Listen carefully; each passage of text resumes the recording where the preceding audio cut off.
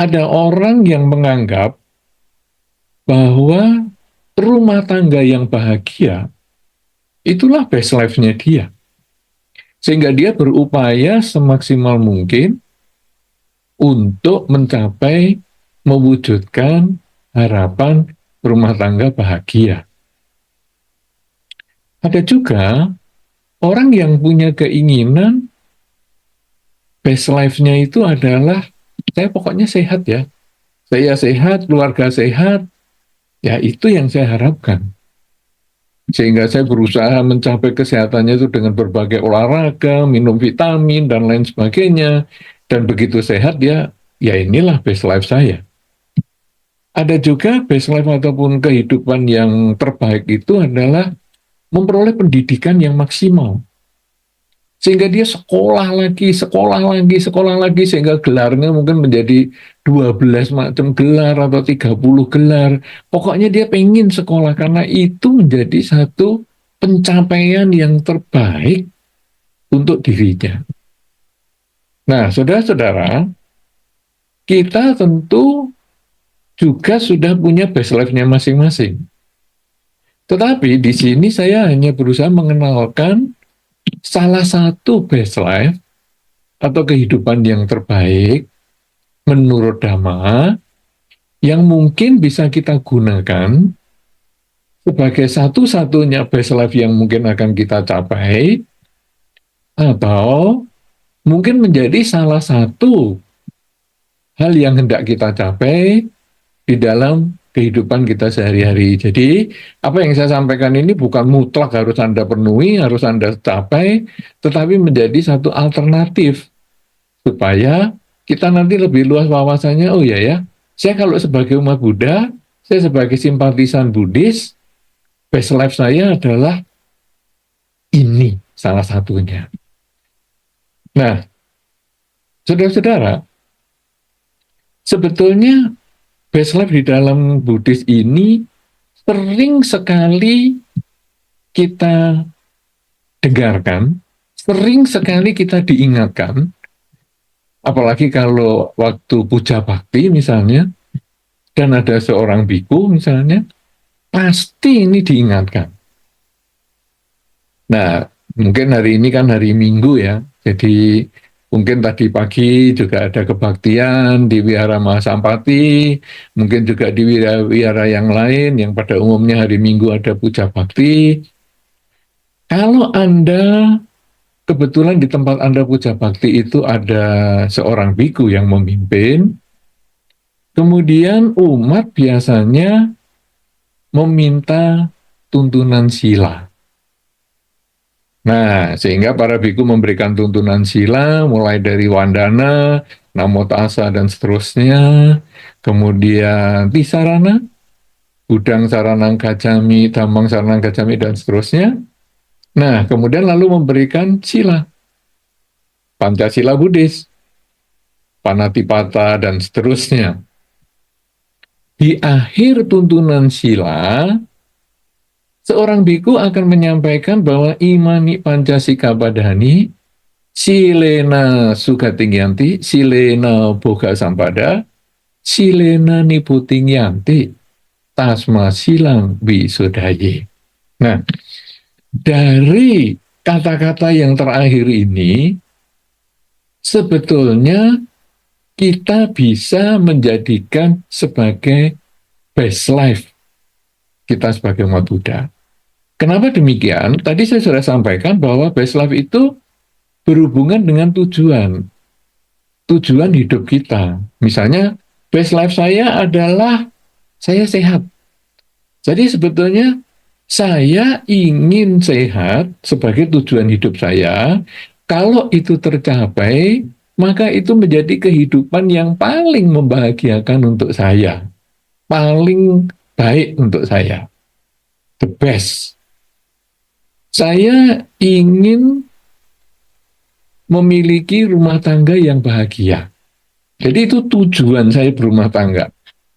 Sehingga kalau saya mencapai tujuan itu menjadi best life saya. Saya ingin memperoleh pendidikan yang maksimal yang ada di dunia ini. Sehingga saya belajar di sini, saya belajar di sana, sampai mungkin gelar saya 12 atau 15 atau sampai 30 misalnya, itu best life saya. Jadi, di dalam best life itu, sebetulnya adalah pencapaian tujuan hidup. Jadi yang kita katakan hidup menjadi terbaik atau best, the bestnya itu adalah kalau kita mencapai tujuan yang sudah kita tentukan. Karena itu tiap orang memiliki tujuan yang berbeda. Bahkan satu keluarga yang punya mungkin 5 anggota keluarga, ada ayah, ada ibu, kemudian ada anak, misalnya 3 orang misalnya anaknya, masing-masing mempunyai tujuan hidupnya sendiri.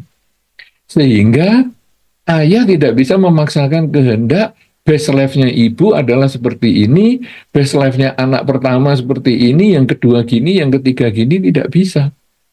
Masing-masing memiliki tujuan hidupnya sendiri, dan ketika tujuan hidup itu tercapai, maka masing-masing mencapai best life-nya. Ada kemungkinan tujuan hidup ini bisa bersama.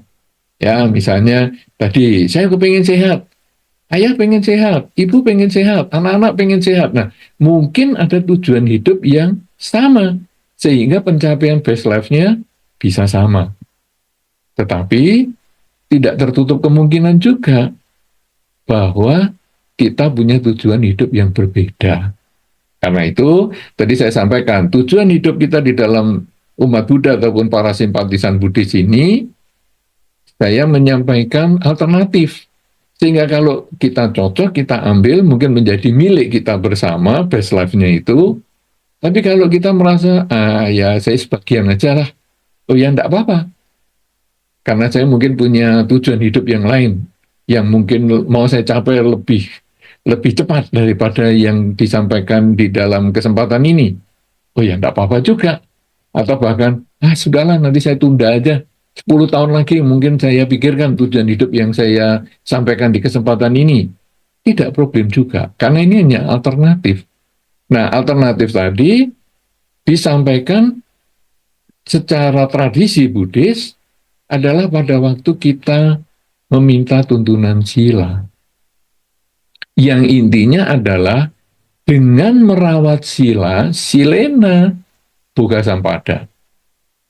Dengan merawat sila, saya memperoleh kesejahteraan.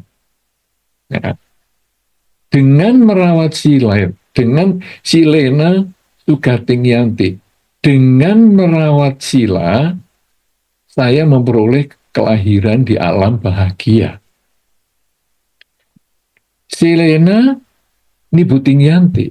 Dengan merawat sila, saya punya kesempatan untuk menghilangkan kekotoran batin atau menyelesaikan kelahiran kembali. Nah, saudara-saudara, sekarang kita lalu melihat rumusan yang pertama tadi, yaitu silena sugating yanti. Dengan merawat sila, kita terkondisi lahir di alam bahagia atau di alam surga. Wow, saya masih hidup, umur saya masih muda. Kenapa ya? Kok tujuan hidup saya ini malah tentang kematian? Karena alam surga ini kan tentang kematian. Jadi kita bukan berbicara surga dunia ya, tapi kita berbicara tentang kehidupan atau alam surga setelah kematian. Ini kok menjadi tujuan yang pertama? Kenapa kok rumusan pertama adalah sugating yanti, yang kedua baru boga sampada? Ini apa nggak kebalik? Kan harusnya tujuan yang pertama itu kan kehidupan, kemakmuran, kesuksesan di kehidupan ini. Kenapa sekarang malah justru kelahiran di alam surga? Saudara-saudara, tentu kita lalu ingat bahwa di dalam Dhamma itu Hukumnya adalah sebab dan akibat. Apa yang saya tanam, itulah yang saya akan petik buahnya. Jadi, kalau saya ingin terlahir di alam surga, Silena Sugating Yanti, dengan merawat sila, saya terlahir di alam bahagia, maka berarti di kehidupan ini, syaratnya saya harus merawat sila. Saya harus melakukan latihan pengendalian diri. Sila di dalam Dhamma disebut adalah Pancasila Buddhis, itu yang paling sederhana, yaitu tidak membunuh, tidak mencuri, tidak berzina, tidak bohong, dan tidak mabuk-mabukan. Dengan merawat kelima sila ini, saya terlahir di alam bahagia. Artinya, kita harus melakukan di kehidupan ini. Dan di kehidupan ini, di dalam Anguttara Nikaya disampaikan ada beberapa tujuan hidup yang kita bisa capai. Tidak mudah, tapi kita bisa capai. Apakah tujuan hidup yang kita bisa capai supaya kita bisa menjadi best life? Ya, karena ini kan kita temanya kan unlock your best life. Jadi bagaimana kita membuka kunci gembok tentang kehidupan kita yang berbahagia ini, gimana kita bukanya? Nah, kita lalu lihat dengan merawat sila, apa yang kita mau capai di dalam kehidupan ini? Di dalam Anguttara Nikaya disampaikan bahwa ada beberapa tujuan hidup kita yang tidak mudah tetapi bisa kita capai di kehidupan ini. Yaitu, kita bisa memperoleh kecukupan materi. Tentu saja karena dengan merawat sila yang kita utamakan, kecukupan materi ini kita dapatkan dengan pelaksanaan pemoralan. Tidak melanggar sila. Bukan dengan mencuri, bukan dengan jual narkoba, bukan dengan menipu, dengan misalnya merampok. Tetapi dengan melaksanakan sila, kita berusaha bekerja dengan baik, sehingga kita bisa memperoleh kecukupan materi. Memang tidak mudah, tadi sudah saya sampaikan, tidak mudah tetapi bisa. Buktinya tidak mudah apa? Kita kadang-kadang kalau melihat di lingkungan kita ya, kita kemudian merenung, enak ya si A dan si B itu. Jadi koruptor, wah menyenangkan. Bisa korupsi sekian triliun, hukumannya tidak berat. Wow, kalau sekarang misalnya saya simpen sekian triliun ini di satu tempat yang tidak mudah ditemukan, kemudian saya ditahan sampai sekian lama, dengan beberapa uang ini nanti saya bisa melancarkan segalanya dan akhirnya saya keluar dari tahanan, saya masih punya sekian triliun. Mungkin sekian triliun, sekian puluh triliun, sekian ratus triliun, atau lebih banyak dari itu. Enak. Nah, kadang-kadang kita lalu merenung, wah enak tuh, melanggar sila, kaya raya. Saya yang jalani sila, merawat sila dengan baik, Silena tadi, merawat sila, kok hidup saya malah menderita. Nah, memang tidak mudah, tetapi disebut kecukupan ekonomi ini adalah cukup menurut kita. Jadi kalau tadi ada Romo Burhan berbicara tentang tolok ukur itu tadi ya, itu kecukupan ekonomi itu tolok ukurnya adalah setiap orang berbeda. Ada orang yang merasa satu minggu punya 5.000 rupiah sudah cukup. Tapi ada orang merasa satu minggu 5 juta saja kurang. 50 juta juga kurang. Nah, jadi tiap orang berbeda. kadang-kadang kita sendiri bisa merasakan ya, kita kalau kita renungkan baik-baik di kehidupan kita sehari-hari, saya misalnya punya uang tinggal 100.000, kemudian untuk hidup 1 minggu ini, itu nanti uang 100.000 itu ya bisa cukup loh untuk seminggu ini. Entah gimana, apakah saya lebih banyak beli makanan instan yang tiap hari, yang murah, yang apa, tapi pokoknya bisa menyambung hidup. Tapi nanti begitu minggu depan saya dapat 200.000, saya lebih longgar membelanjakan materi itu.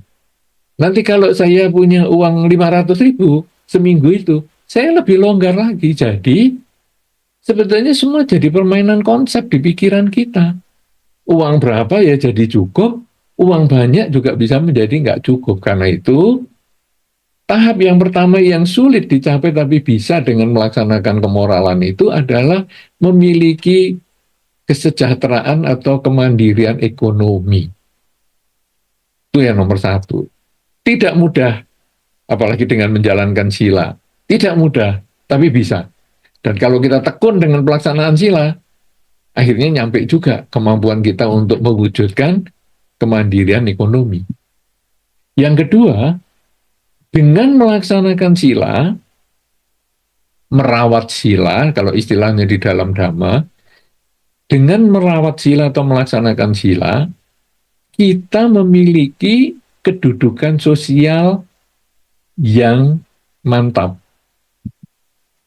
Jadi, kedudukan sosial itu apa? Misalnya, salah satunya tadi Romo Burhan, sebagai Romo, sebagai Pandita di Wihara Mahasampati, itu adalah termasuk kedudukan sosial. Kemudian mungkin ada para upasaka, upasika, itu juga termasuk kedudukan sosial. Atau ayah dan ibu, ia juga termasuk kedudukan sosial. Di dalam keluarga dia sebagai ayah, sebagai ibu, sebagai anak, itu adalah kedudukan sosial. Nah, dengan kita merawat sila, dengan melaksanakan sila, kita memiliki kesempatan untuk memperoleh kedudukan sosial yang lebih baik. Jadi misalnya seperti tadi kita berbicara tentang Romo Burhan yang sebagai pembawa acara sekaligus moderator acara ini, kita bisa mempercayai Romo Burhan sebagai moderator, sebagai pembawa acara di dalam acara ini, karena beliau memiliki pelaksanaan kemoralan yang baik. Beliau merawat sila sehingga beliau mempunyai kedudukan sosial yang baik. Nah, jadi setiap orang pada diri kita, lingkungan kita, tentu kita punya kedudukan sosial. Yang pertama tadi kemandirian ekonomi, yang kedua punya kedudukan sosial, yang ketiga dengan melaksanakan sila, merawat kemoralan, maka walaupun tidak mudah, kita bisa menjaga diri dengan penuh kehati-hatian agar kita punya kesehatannya bagus, umurnya kalau bisa juga lebih panjang. Sehingga mungkin kita punya keluarga, bisa menemani anak-anak lebih lama, bisa menemani cucu lebih lama. Jadi kita menjaga kesehatan dengan baik.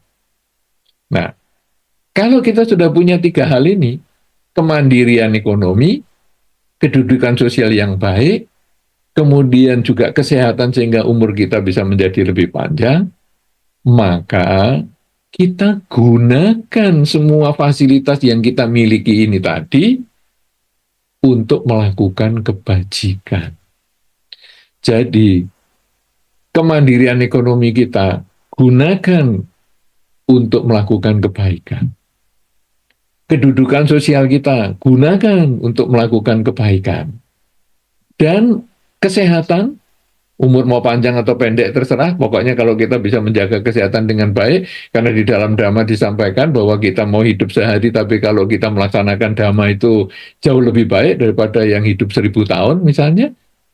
Nah, jadi kita walaupun usia misalnya sebentar, tapi kita menjaga kelakuan kita dengan baik, memanfaatkan kedudukan sosial kita dan ekonomi kita, maka kita punya potensi. Nah, ini yang keempat tujuan tadi di dalam Anguttara Nikaya. Yang keempat adalah kita punya potensi lahir di alam bahagia. Silena Sugating Yanti. Jadi sekarang kita tahu bahwa dengan 4 tujuan manusia yang tidak mudah kita capai di dalam kehidupan sehari-hari, tapi bisa, kita sudah memenuhi 2 hal, yaitu Silena Sugating Yanti dan Silena Boga Sampada. Yaitu Silena Sugating Yanti apa? Kita bisa terlahir di alam surga setelah kehidupan ini. Silena Boga Sampada yaitu bahwa kita punya kemandirian secara ekonomi, memiliki kedudukan sosial yang baik di dalam masyarakat, dan umur yang panjang ataupun umur yang bermanfaat, efektif hidup kita, berguna hidup kita untuk masyarakat maupun diri kita, maka kita punya potensi terlahir di alam bahagia.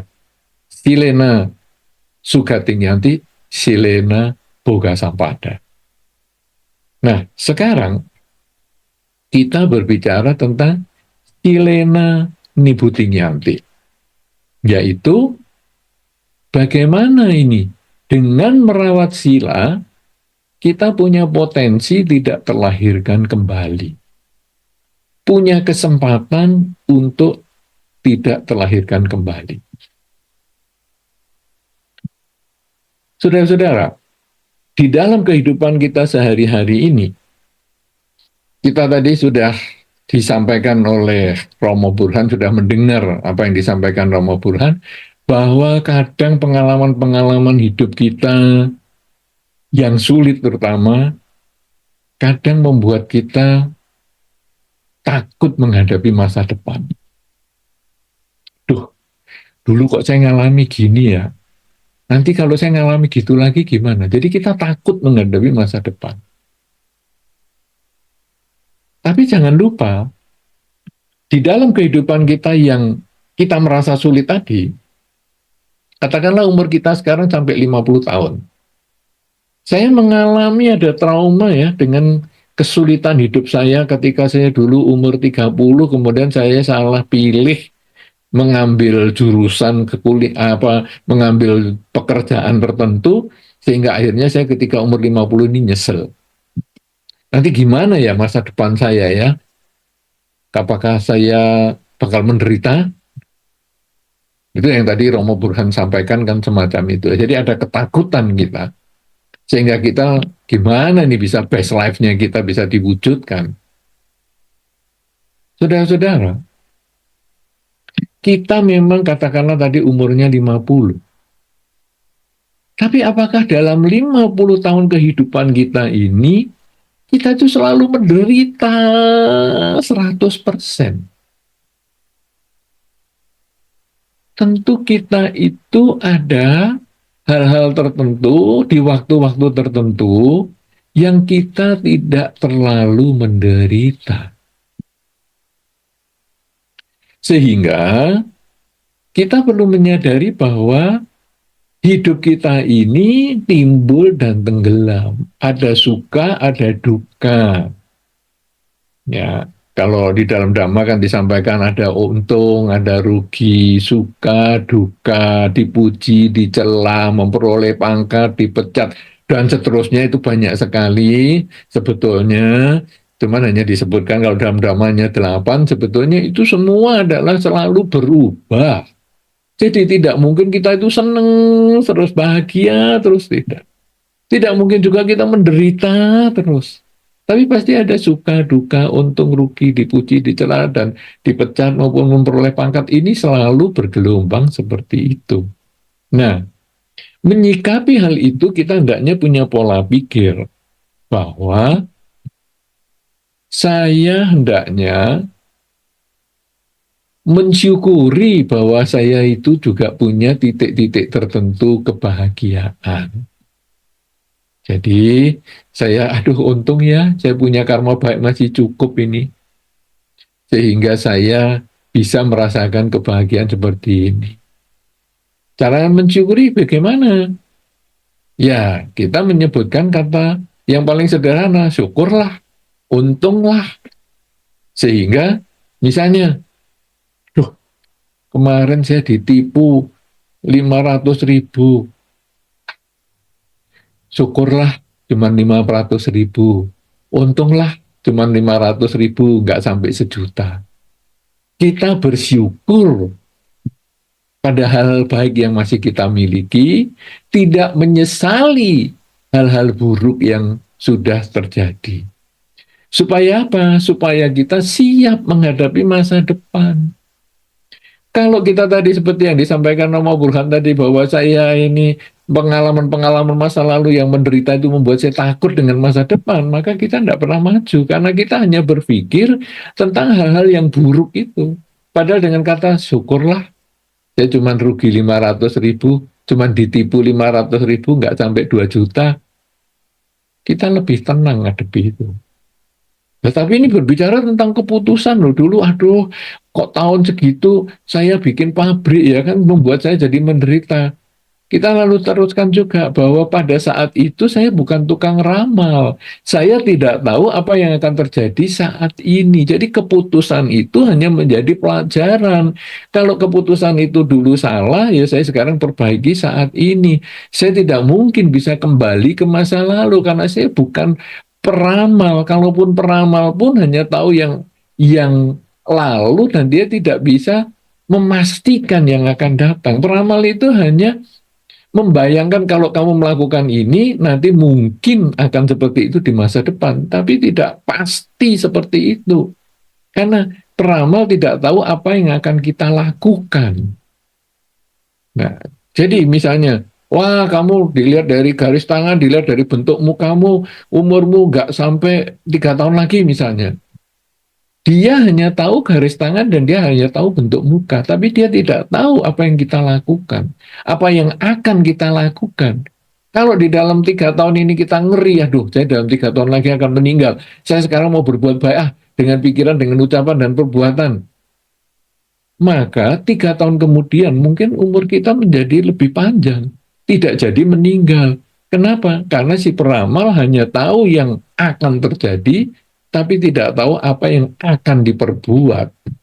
Nah, demikian pula di dalam kehidupan kita sehari-hari. Kalau saya tadi sudah melakukan keputusan yang salah, jadikanlah itu pengalaman, karena saya memang tidak tahu apa yang akan terjadi.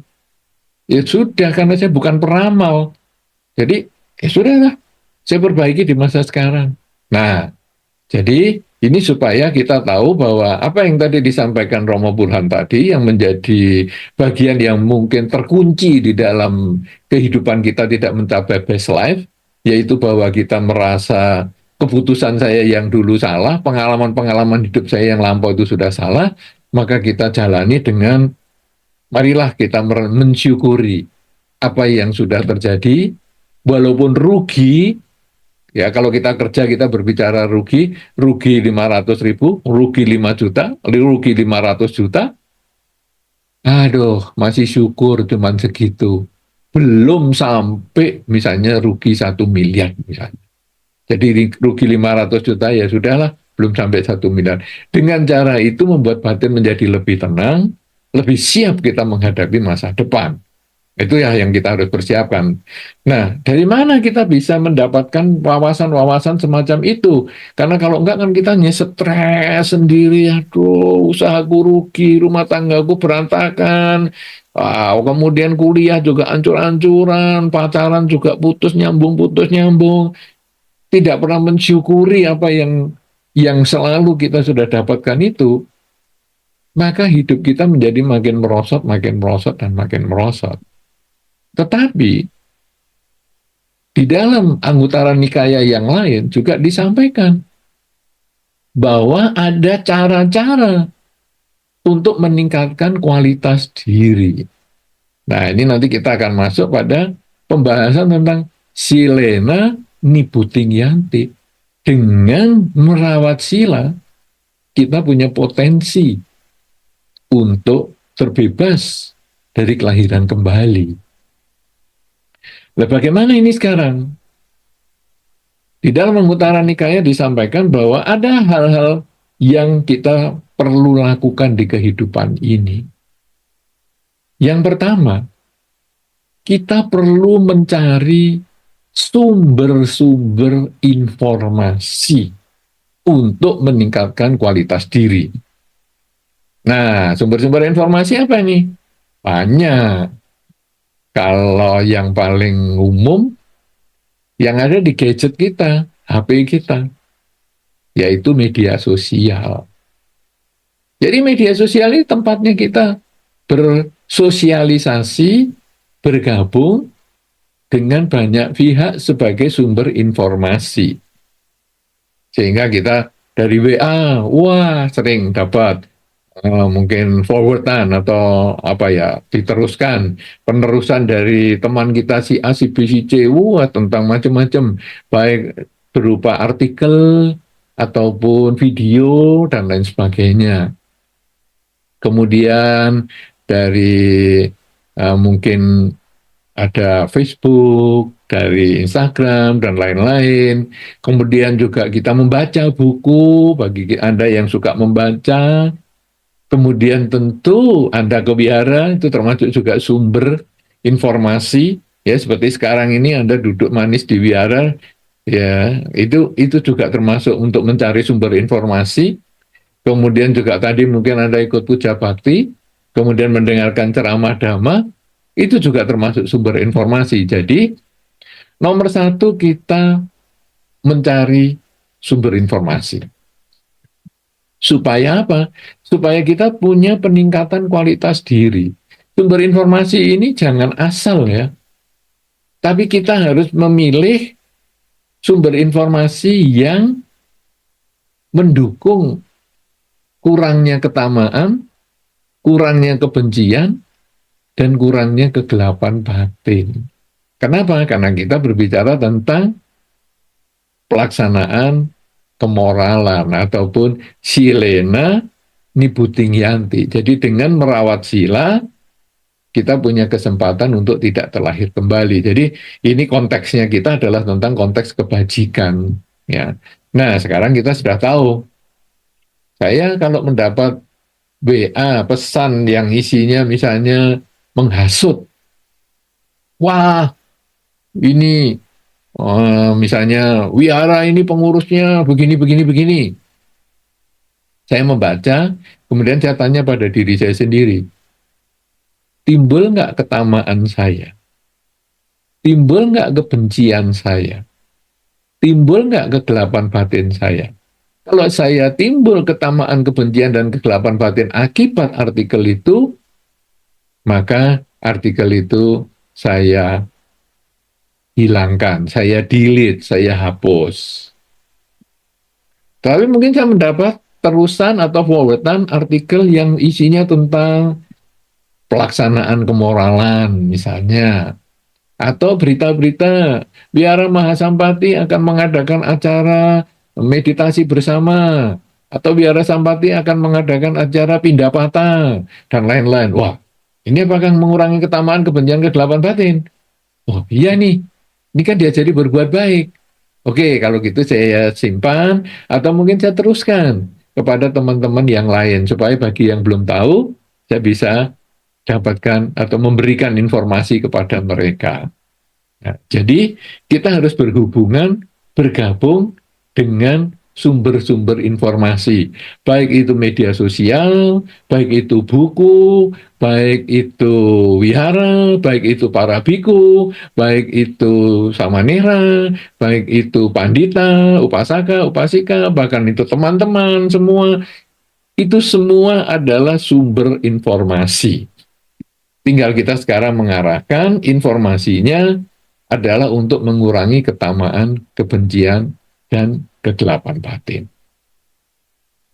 Setelah kita berkumpul dengan orang-orang ataupun sumber-sumber informasi tersebut, maka kita lalu merenungkan informasi yang kita peroleh. Jadi pertama yang direnungkan tadi adalah ini mengurangi ketamaan, kebencian, kegelapan batin enggak?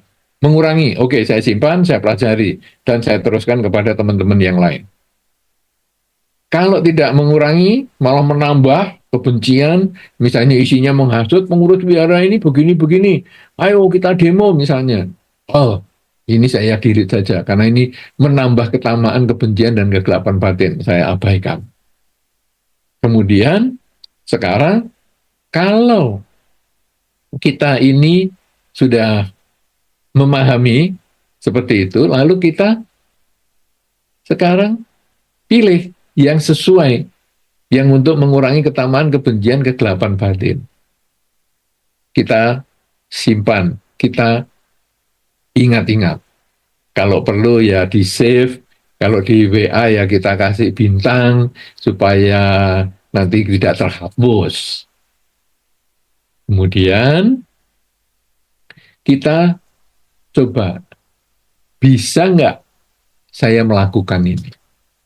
Jadi yang pertama tadi kita berkumpul dengan sumbernya, kita dengarkan sumbernya, ataupun kita pakai, kita dapatkan semua sumber itu, entah dari orang, dari buku, dari media sosial, dan sebagainya, dari biku, dari wiara, dari mana saja, kita kumpulkan, kemudian kita renungkan, bermanfaat atau tidak untuk mengurangi ketamaan, kebencian, kegelapan batin kita, dan akhirnya kita praktekkan. Kalau itu untuk mengurangi ketamaan, kebencian, kegelapan batin, praktekkan. Selain dipraktekkan, dievaluasi juga. Kira-kira bermanfaat nggak ini? Apakah saya ada sesuatu yang mau saya tingkatkan lagi? Kalau ada kekurangan, ya saya tingkatkan. Kalau ada hal-hal yang sudah berlebihan, saya pertahankan. Kalau ada hal yang baik, saya pertahankan. Dengan cara seperti itu, maka kita kemudian semakin baik kualitas batin kita. Karena selain kita mendengar, kita melaksanakan, kita mengevaluasi. Nah, inilah yang mengkondisikan kualitas batin kita meningkat. Kalau kualitas batin kita meningkat, potensi pencerahan itu bisa didapat.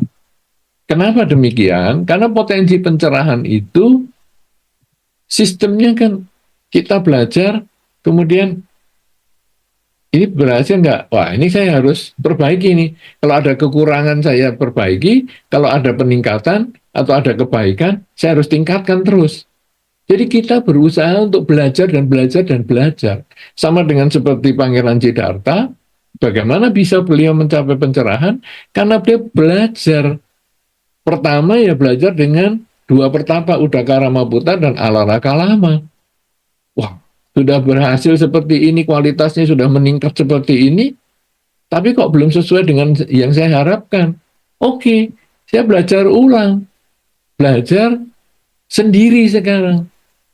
Ya, belajar sendiri. Jadi gimana ya supaya saya ini bisa berhasil? Saya sudah mengikuti dua guru yang hebat, tapi kalau saya nggak berhasil, berarti ada cara yang tidak tepat nih. Nah, ini kan evaluasi. Cara yang nggak tepat ya. Saya sudah belajar sama guru yang hebat loh. Udakara Maputa dan Alaraka Lama ini bukan orang main-main pada zaman itu. Ini sudah guru hebat. Tapi kok saya nggak berhasil ya? Saya kok belum sampai best life saya. Nah, ini saya harus unlock ini best life saya. Gimana? Saya jalani sendirilah. Risikonya apa? Risikonya ditinggal teman-teman. 5 pertapa yang lain. Tapi nggak apa-apa. Karena saya berusaha untuk mencapai best life saya. Yang berbeda dengan best life-nya orang. Nah, 5 pertapa yang lain itu mungkin best life-nya dia berbeda. Makanya, ya sudahlah dia pergi, ya nggak apa-apa. Dia jalani sendiri. Dari hasil evaluasi itu, dia coba lagi, sampai beliau itu, wow, bisa berpuasa dengan cara yang luar biasa sekali, sampai akhirnya perut dipegang, bisa terpegang punggung, punggung dipegang, bisa terpegang perut. Beliau akhirnya, wah, ini juga harus dievaluasi lagi. Ternyata bukan satu ekstrim, misalnya untuk memuaskan diri, bukan ekstrim untuk berkeras dengan diri supaya sampai ancur-ancuran, tetapi ternyata jalan tengah. Nah, inilah sebetulnya hasil dari evaluasi. Beliau sebetulnya sudah berkumpul nih, mencari sumber informasi.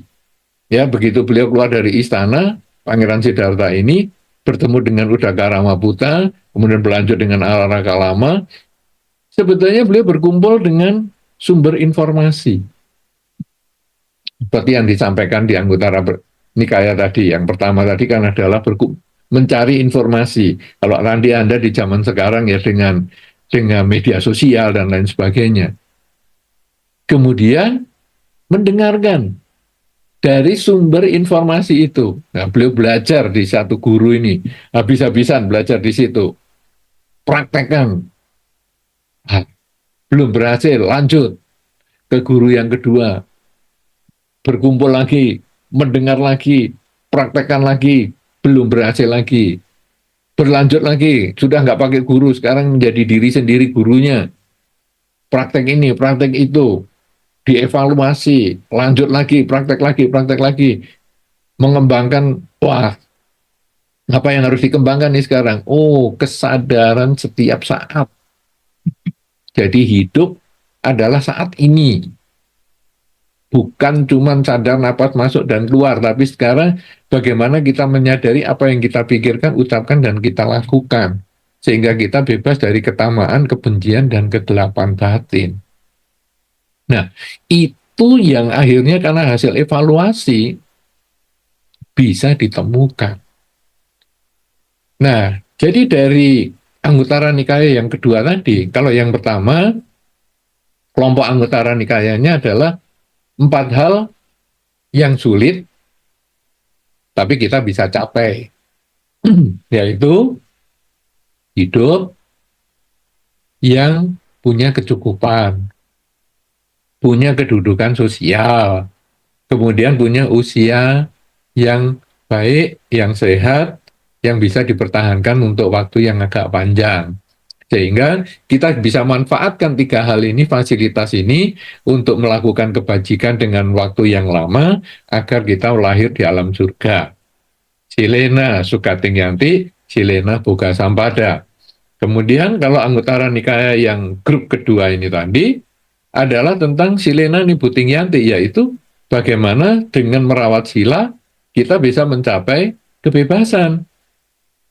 Yang pertama tentu adalah tadi, bagaimana kita bergaul dengan sumber-sumber informasi. Nah, tadi dicontohkan kalau di dalam Pangeran Siddhartha adalah bergaul dengan Udakara Maputa dan Alaraka Lama. Mendengarkan hal-hal yang dia sampaikan. Kemudian dievaluasi, dipraktekkan, kemudian dievaluasi lagi, apakah ini bermanfaat untuk saya atau tidak. Bermanfaat kita jalani, nggak bermanfaat ya kita abaikan. Nah, kehidupan kita juga seperti itu. Kita sudah jalani banyak pengalaman suka dan duka. Sekarang yang penting kita melakukan evaluasi. Tadi kita sudah merasa bersyukur, syukurlah kalau saya rugi segitu, saya kan memang bukan peramal, ya sudah saya jalani aja. Nah, kemudian sekarang kita juga mengevaluasi lagi kelakuan kita. Apakah kelakuan saya saat ini masih bisa dikritik oleh saya sendiri? Jadi, saya sudah berusaha baik nih ucapan saya. Saya sudah berusaha baik nih perbuatan saya. Saya juga sudah berusaha pikiran saya baik. Tapi apakah saya masih bisa dikritik oleh diri saya sendiri? Artinya kalau malam kita lalu merenung, aduh saya tadi kok mikir kayak gitu sih ya. Saya tadi kok ngomong kayak gitu sih. Kok saya tadi berbuat seperti itu sih. Nah, jadi kita mulai mikir seperti itu. Kalau saya sudah bisa bebas dari kritikan diri saya, maka saya tanya kepada orang lain juga yang saya anggap lebih bijaksana. Bisa nggak dia ngeritik saya? Karena kadang-kadang saya sudah merasa sempurna nih. Tapi orang mengatakan, kamu ini kok masih gini sih? Kamu kenapa sih ngomongannya seperti itu? Ngapa sih pikiranmu seperti itu? Oh, berarti aku masih kurang benar. Dengan cara seperti itu aja, membuat kita menjadi lebih baik. Dan semakin sering kita mengevaluasi kelakuan kita, membuat kita terkondisi untuk menyadari apa yang kita pikirkan, menyadari apa yang kita ucapkan, menyadari apa yang kita lakukan, selalu kita belajar sadar setiap saat, yang kalau dalam istilah di wihara namanya meditasi, tapi bukan hanya duduk diam, tetapi sebetulnya sadar pada waktu kita berpikir, berbicara, dan berbuat, secara bertahap ketamaan, kebencian, dan kegelapan batin kita menjadi berkurang. Kenapa bisa berkurang? Karena ketamaan dan kebencian itu berasal dari kegelapan batin. Kegelapan batin itu adalah kelambatan kita menyadari hidup itu berubah. Jadi kita terlambat. Kita tahu hidup itu berubah, tapi kita terlambat menyadari. Misalnya saja, orang ini kok sekarang merengut sama saya? Biasanya padahal dia tersenyum sama saya. Kita terlambat menyadari bahwa dia kan bisa berubah. Dulu tersenyum sama saya, hari ini mungkin dia sedang stres, jadi nggak tersenyum. Kita terlambat menyadari dan kita emosi. Kamu kok sekarang nggak tersenyum sama saya? Pikirannya hanya kamu yang bisa nggak tersenyum, saya juga bisa. Nah, jadi akhirnya kejahatan dibalas dengan kejahatan. Padahal kalau kita menyadari lebih cepat bahwa hidup itu berubah, maka kebencian seperti itu tidak ada. Kita benci dengan orang yang tidak senyum sama saya tadi. Saya tamak dengan senyumannya dia, dan saya benci dengan dia tidak tersenyum. Kenapa? Karena saya tidak sadar, terlambat kesadaran saya melihat perubahan dia. Tapi begitu saya biasa evaluasi lebih cepat, menyadari apa yang saya pikirkan, ucapkan, dan lakukan, maka ketika dia tidak senyum, oh ya, hidup kan memang berubah. Ya sudahlah. Nah, kita bisa mulai mengendalikan ketamaan kita dan kebencian kita. Karena kita tahu hidup itu berubah. Kegelapan batin kita mulai kita bisa kikis sedikit demi sedikit. Kalau sudah seperti itu, maka di dalam kehidupan kita ini makin sedikit keterlambatan kita pada hidup yang tidak kekal, batin menjadi lebih tenang menghadapi perubahan. Apapun di lingkungan kita ini sebetulnya adalah netral. Tidak ada yang membuat kita suka, tidak ada yang membuat kita tidak suka. Semua adalah netral. Kita suka karena sesuai dengan keinginan kita. Kita tidak suka karena tidak suka, tidak sesuai dengan keinginan kita. Semuanya permainan keinginan. Lingkungan kita ini menjadi objek keinginan kita. Kendaraan ini saya suka. Kenapa? Karena sesuai dengan keinginan saya. Kendaraan itu, merek itu saya nggak suka. Kenapa? Karena kendaraan itu tidak sesuai keinginan saya. Jadi kendaraannya netral. Tapi karena keinginan kita, dia menjadi ada suka dan tidak suka. Perumahan itu saya suka. Karena sesuai dengan keinginan saya. Perumahan di sana saya nggak suka karena tidak sesuai keinginan saya. Orang ini saya suka karena orang ini sesuai keinginan saya. Orang itu saya nggak suka karena tidak sesuai keinginan saya. Jadi ini terus seperti itu. Cuaca ini saya suka karena cuaca ini sesuai keinginan saya. Cuaca itu saya nggak suka karena nggak sesuai keinginan saya. Terus nggak ada habisnya.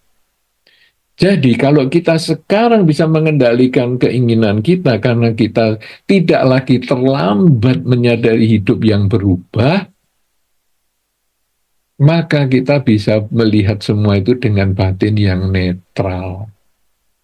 Jadi perlengkapan elektronik itu tadi ya netral, kendaraan netral, rumah di sana ya netral, semuanya netral, si A, si B, si C juga netral. Begitu batin selalu tenang seimbang, maka tercapailah silena, Nibuting Yanti. Silena Nibuting Yanti atau merawat sila itu bisa mencapai kebebasan dari ketamaan, kebencian, kegelapan batin, itu ada di kehidupan ini juga. Jadi tidak harus nunggu sampai meninggal. Yang menunggu sampai meninggal itu hanya terlahir di alam bahagia. Silena Sugating Yanti. Tapi Silena Boga Sampada, Silena Nibuting Yanti, itu tidak harus sampai meninggal. Jadi Anda bisa mencapai puncak kehidupan Anda, best life Anda, di dalam kondisi ekonomi yang baik, status sosial yang baik, kemudian juga usia yang baik, itu di kehidupan ini. Anda bisa mencapai pencerahan Silena Nibuting Yanti, itu juga di kehidupan ini juga. Karena itu, unlock your best life, sebetulnya bahwa di kehidupan ini kita bisa mencapai kebahagiaan sesuai dengan dhamma, dan kita punya potensi untuk tidak terlahirkan kembali juga di kehidupan ini. Jangan ditunda sampai kehidupan-kehidupan yang akan datang, karena belum tentu kita di kehidupan mendatang terlahir sebagai manusia. Justru di kesempatan sekarang ketika kita terlahir sebagai manusia, ketika kita punya kesempatan mendengar dhamma dan hidup sebagai manusia dan mendengar dhamma, ajaran Sang Buddha, maka di kesempatan kehidupan inilah sangat baik kalau kita meng-unlock our best life. Jadi membuka kehidupan terbaik kita di kehidupan ini. Jangan tunggu sampai kelahiran mendatang, karena inilah kesempatan kita mempraktekkan dhamma, melaksanakan dhamma, mengevaluasi pelaksanaan dhamma, agar kita mencapai kesucian di kehidupan ini juga. Inilah yang menjadi kesempatan bagi kita untuk membahas tema Dhamma Talk Online kita, Unlock Your Best Life, yang mudah-mudahan akan memberikan manfaat, memberikan kebaikan, memberikan kebahagiaan untuk kita semua, dan menambah semangat untuk kita melaksanakan dhamma di kehidupan sehari-hari, sehingga kita mencapai kebahagiaan di kehidupan ini, di kehidupan yang akan datang, atau justru kita di kehidupan ini mencapai pencerahan sampai tidak terlahirkan kembali. Saya kira demikian, dan saya kembalikan kesempatan kepada Romo Burhan Kantipalo untuk melanjutkan ke acara tanya jawab dan selanjutnya. Terima kasih, silakan. Ya.